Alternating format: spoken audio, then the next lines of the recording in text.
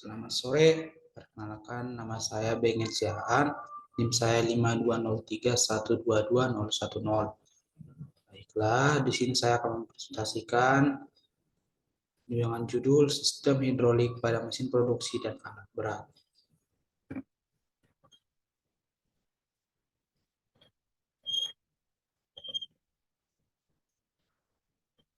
Yang pertama, bahas sistem hidrolik pada mesin dan alat berat. Sistem hidrolik atau hidrolik system adalah sebuah mekanisme di mana daya atau power dapat dihasilkan melalui fluida atau cairan yang diberikan tekanan.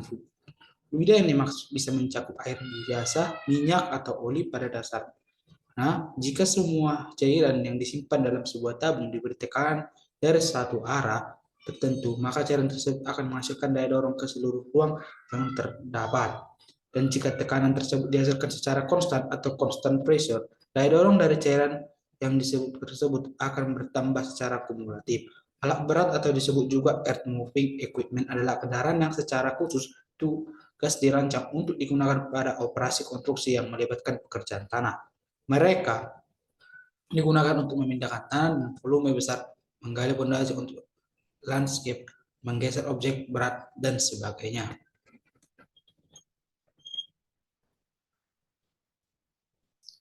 Peralatan pemindah tanah juga memiliki sebutan lain seperti truk berat, peralatan teknik, peralatan konstruksi, mesin berat, kendaraan berat, hidrolik berat, tipe alat berat atau earth moving equipment. Yang paling utama digunakan antara lain ekskavator, backhoe loader, bulldozer, skid steer loader, motor grader, trencher, wheel loader, dump truck, scraper, power compactor, telehandler, faller, buncher. Sebagian besar peralatan alat berat menggunakan penggerak hidrolik sebagai sumber utama atas daya gerak mereka. Setiap alat berat yang memanfaatkan cara kerja hidrolik akan memiliki katut pembagi aliran dan pompa. Kemudian, hidrodinamika adalah subdisiplin dari mekanika fluida yang mempelajari fluida bergerak, fluida terutama cairan dan gas. Penyelesaian dari masalah dinamika fluida biasanya melibatkan perhitungan banyak properti dari fluida seperti kecepatan, tekanan, kepadatan, dan suhu sebagai fungsi ruang dan waktu. Kemudian hidrostatika. Statistika fluida atau hidrostatika adalah cabang ilmu yang mempelajari fluida dalam keadaan diam dan merupakan subbidang kajian mekanisme fluida. Istilah ini biasanya merujuk pada penerapan matematika pada subjek tersebut. Statistika fluida mencakup kajian kondisi fluida dalam keadaan kesetimbangan yang stabil. Penggunaan fluida ini untuk melakukan kerja disebut hidrolika dan mengenai fluida dalam keadaan bergerak disebut sebagai dinamika fluida. Tekanan hidrostatik. Tekanan hidrostatik merupakan tekanan yang diberikan pada zat cair yang berada dalam keadaan diam atau mengalami kesetimbangan karena pengaruh gaya gravitasi. Kemudian apungan. Sebuah benda padat yang terbenam dalam fluida akan mengalami gaya apung yang besarnya sama dengan berat fluida yang dipindahkan. Hal ini disebabkan oleh tekanan hidrostatik fluida. Sebagai contoh, sebuah kapal kontainer dapat mengapung sebab gaya beratnya diimbangi oleh gaya apung dari air yang dipindahkan. Kemudian tekanan fluida. Fluida akan memberi tekanan pada setiap bidang permukaan yang bersinggungan dengannya. Tekanan dapat diartikan sebagai gaya bekerja pada suatu permukaan di bagian luas permukaan.